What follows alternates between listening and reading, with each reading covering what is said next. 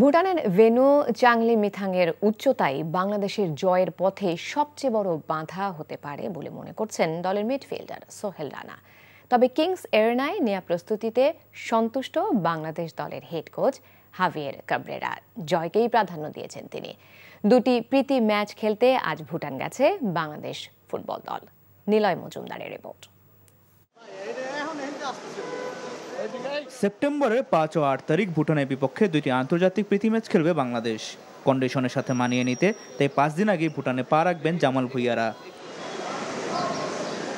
সমুদ্রপৃষ্ঠ থেকে 7,600 ফিট উপরে অবস্থান করা চাংলি মিথাং স্টেডিয়ামে নামার আগে তাই কন্ডিশন নিয়ে মূল ভাবনায় ফুটবলাররা। টাফের মাঠে খেলা আর ওদের এখানে একটু ওয়েদারও একটু আপনার ঠান্ডার মধ্যে আমরা খেলবো, সো এটা একটু প্রবলেম হবে আমাদের।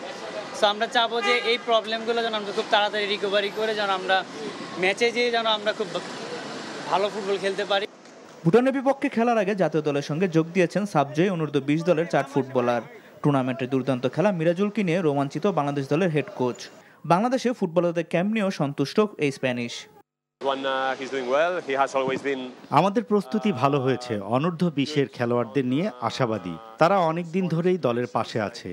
মিরাজুল ভালো সম্ভাবনা নিয়ে দলে এসেছে। এমন মঞ্চে সে কেমন করে তা দেখতে মুখিয়ে আছি। ভুটানের বিপক্ষে জয়টাই প্রথম লক্ষ্য।